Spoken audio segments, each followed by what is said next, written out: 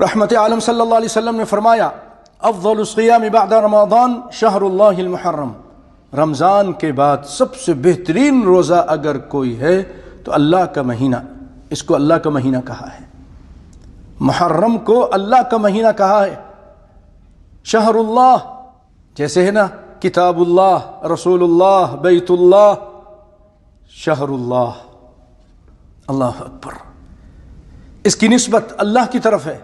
محرم کا مہینہ، اس کا روزہ رمضان کے بعد سب سے افضل روزہ ہے۔ اور پیارے پیغمبر صلی اللہ علیہ وسلم جب مدینہ تشریف لائے تو دیکھا کہ لوگ وہاں جو یہودی رہتے تھے نا وہ روزہ رکھ رہے تھے، 10ویں محرم کا روزہ رکھتے تھے۔ آپ صلی اللہ علیہ وسلم نے فرمایا یہ کون سا روزہ ہے، کیوں روزہ رکھتے ہو؟ انہوں نے کہا کہ ھذا یوم صالح، ھذا یوم نجی اللہ بنی اسرائیل، یہ عظیم دن ہے، یہ مبارک دن ہے، یہ جو 10ویں محرم ہے جس کو عاشورہ بولتے ہیں، بڑا محترم دن ہے۔ کیوں بھائی؟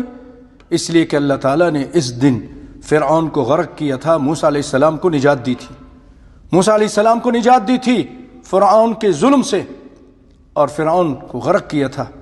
تو پھر موسیٰ علیہ السلام نے اس دن روزہ رکھا خوشی میں، شکرانے کے طور پر۔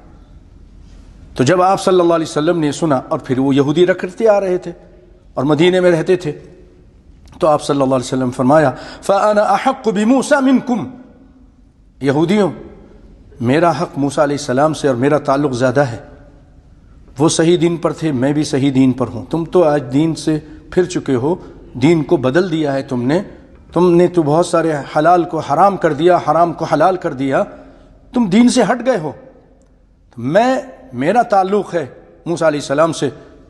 تو آپ صلی اللہ علیہ وسلم نے فرمایا فَصُومُوهُ أَنْتُمْ، یہ بھی بخاری کی روایت ہے، اور اس سے پہلے والی روایت فَأَنَا أَحَقُّ بِمُوسَى متفق علیہ روایت بخاری اور مسلم کی روایت تھی۔ تو آپ نے صحابہ کرام سے کہا، مسلمانوں سے کہا فَصُومُوهُ أَنْتُمْ، تم لوگ بھی اس کا روزہ رکھو۔